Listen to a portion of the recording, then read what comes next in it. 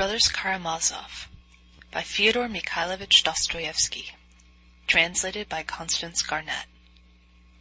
Book 3. Chapter 6. Smerdyakov. He did in fact find his father still at table.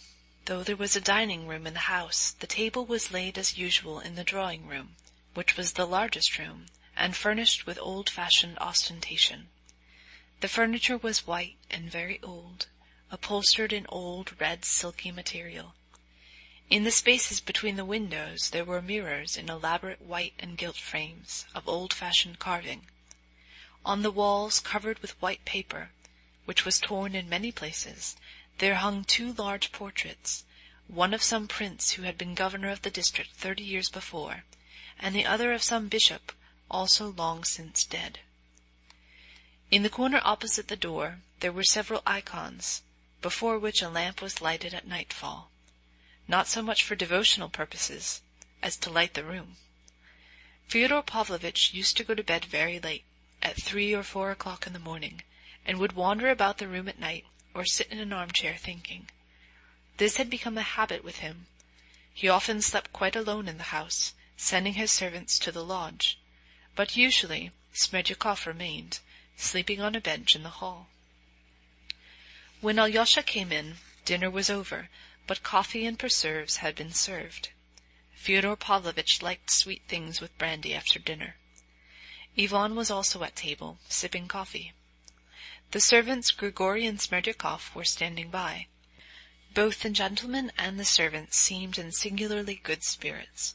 Fyodor Pavlovitch was roaring with laughter.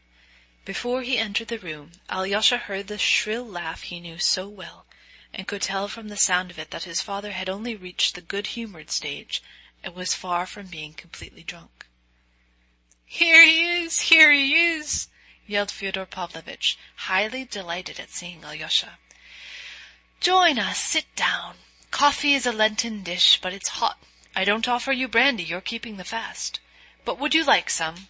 No, I'd better give you some of our famous liqueur. Smerdyakov, go to the cupboard, the second shelf on the right. Here are the keys. Look sharp." Alyosha began refusing the liqueur. "Never mind. If you won't have it, we will," said Fyodor Pavlovitch, beaming. "But stay, have you dined?" "Yes," answered Alyosha, who had in truth only eaten a piece of bread and drunk a glass of kvass in the Father Superior's kitchen, "though I should be pleased to have some hot coffee." "Bravo, my darling! He'll have some coffee. Does it want warming? No, it's boiling. It's capital coffee. Smerdyakov's making. My Smerdyakov's an artist at coffee, and at fish patties, and at fish soup too. You must come one day and have some fish soup. Let me know beforehand. But stay. Didn't I tell you this morning to come home with your mattress and pillow and all? Have you brought your mattress?" "No, I haven't," said Alyosha, smiling too. "Ah, but you were frightened this morning, weren't you? There, my darling, I couldn't do anything to vex you. Do you know, Ivan, I can't resist the way he looks one straight in the face and laughs. It makes me laugh all over. I'm so fond of him. Alyosha, let me give you my blessing, a father's blessing." Alyosha rose, but Fyodor Pavlovitch had already changed his mind. "No, no," he said. "I'll just make the sign of the cross over you for now. Sit still. Now we've a treat for you. In your own line, too. It'll make you laugh. Balaam's ass has begun talking to us here. And how he talks, how he talks!" Balaam's ass, it appeared, was the valet Smerdyakov. He was a young man of about 24, remarkably unsocial and taciturn. Not that he was shy or bashful. On the contrary, he was conceited, and seemed to despise everybody. But we must pause to say a few words about him now. He was brought up by Grigory and Marfa, but the boy grew up with no sense of gratitude, as Grigory expressed it. He was an unfriendly boy, and seemed to look at the world mistrustfully. In his childhood he was very fond of hanging cats, and burying them with great ceremony. He used to dress up in a sheet as though it were a surplice, and sang and waved some object over the dead cat as though it were a censer. All this he did on the sly, with the greatest secrecy. Grigory caught him once at this diversion and gave him a good beating. He shrank into a corner and sulked there for a week. "He doesn't care for you or me, the monster," Grigory used to say to Marfa, "and he doesn't care for anyone. Are you a human being?" he said, addressing the boy directly. "You're not a human being. You grew from the mildew in the bathhouse, that's what you are." Smerdyakov, it appeared afterwards, could never forgive him those words. Grigory taught him to read and write, and when he was 12 years old began teaching him the scriptures. But this teaching came to nothing. At the second or third lesson, the boy suddenly grinned. "What's that for?"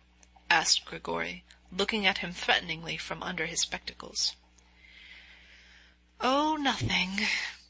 God created light on the first day, and the sun, moon, and stars on the fourth day. Where did the light come from on the first day?"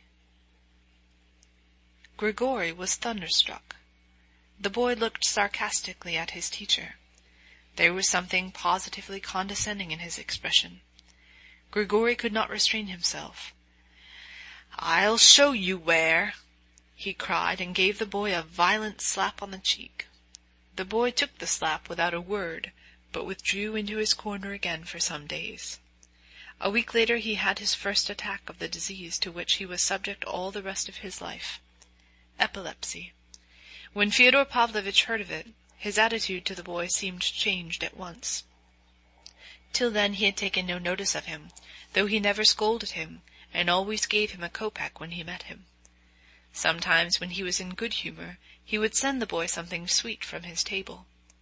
But as soon as he heard of his illness, he showed an active interest in him, sent for a doctor, and tried remedies, but the disease turned out to be incurable. The fits occurred on an average once a month, but at various intervals. The fits varied, too, in violence. Some were light, and some were very severe. Fyodor Pavlovitch strictly forbade Grigory to use corporal punishment to the boy, and began allowing him to come upstairs to him. He forbade him to be taught anything whatever for a time, too. One day when the boy was about 15, Fyodor Pavlovitch noticed him lingering by the bookcase and reading the titles through the glass. Fyodor Pavlovitch had a fair number of books, over 100, but no one ever saw him reading. He at once gave Smerdyakov the key to the bookcase. "Come, read. You shall be my librarian. You'll be better sitting reading than hanging about the courtyard. Come, read this," said Fyodor Pavlovitch, gave him Evenings in a Cottage near Dikanka. He read a little but didn't like it. He did not once smile, and ended by frowning. "Why? Isn't it funny?" asked Fyodor Pavlovitch. Smerdyakov did not speak. "Answer, stupid." "It's all untrue," mumbled the boy with a grin. "Then go to the devil. You have the soul of a lackey. Stay, here's Smaragd's Universal History. That's all true. Read that." But Smerdyakov did not get through 10 pages of it. He thought it dull, so the bookcase was closed again. Shortly afterwards, Marfa and Grigory reported to Fyodor Pavlovitch that Smerdyakov was gradually beginning to show an extraordinary fastidiousness. He would sit before his soup, take up his spoon and look into the soup, bend over it, examine it, take a spoonful and hold it to the light. "What is it, a beetle?" Grigory would ask.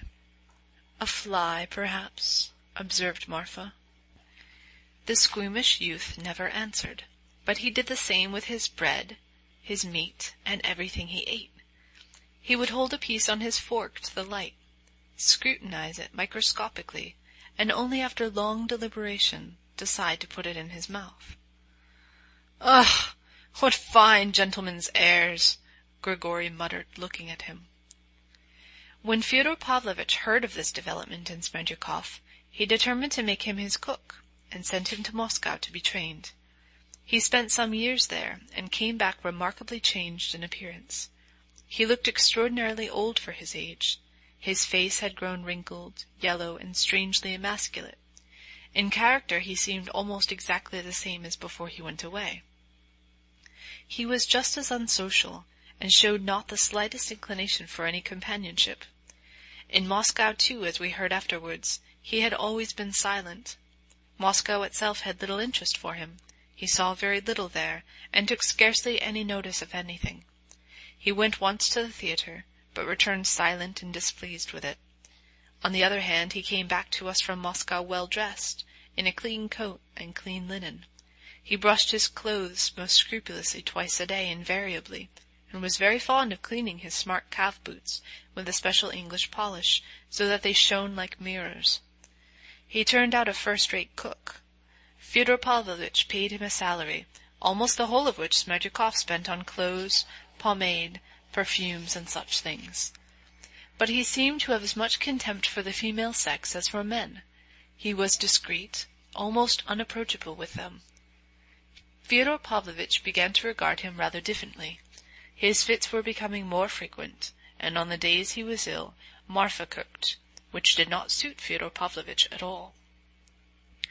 "Why are your fits getting worse?" asked Fyodor Pavlovitch, looking askance at his new cook. "Would you like to get married? Shall I find you a wife?" But Smerdyakov turned pale with anger and made no reply. Fyodor Pavlovitch left him with an impatient gesture. The great thing was that he had absolute confidence in his honesty. It happened once, when Fyodor Pavlovitch was drunk, that he dropped in the muddy courtyard 300-ruble notes, which he had only just received. He only missed them next day, and was just hastening to search his pockets, when he saw the notes lying on the table. Where had they come from? Smerdyakov had picked them up and brought them in the day before. "Well, my lad, I've never met anyone like you," Fyodor Pavlovitch said shortly, and gave him 10 rubles. We may add that he not only believed in his honesty, but had for some reason a liking for him, although the young man looked as morosely at him as at everyone and was always silent. He rarely spoke. If it had occurred to anyone to wonder at the time what the young man was interested in, and what was in his mind, it would have been impossible to tell by looking at him. Yet he used sometimes to stop suddenly in the house, or even in the yard or street, and would stand still for 10 minutes lost in thought. A physiognomist studying his face would have said that there was no thought in it, no reflection, but only a sort of contemplation. There is a remarkable picture by the painter Karamazov called the Contemplation. There is a forest in winter, and on a roadway through the forest, in absolute solitude, stands a peasant in a torn kaftan and bark shoes. He stands, as it were, lost in thought. Yet he is not thinking. He is contemplating. If anyone touched him, he would start and look at one as though awakening and bewildered. It's true he would come to himself immediately, but if he were asked what he had been thinking about, he would remember nothing. Yet probably he has, hidden within himself, the impression which had dominated him during the period of contemplation. Those impressions are dear to him, and no doubt he hoards them imperceptibly, and even unconsciously. How and why, of course, he does not know either. He may suddenly, after hoarding impressions for many years, abandon everything and go off to Jerusalem on a pilgrimage for his soul's salvation. Or perhaps he will suddenly set fire to his native village, and perhaps do both. There are a good many contemplatives among the peasantry.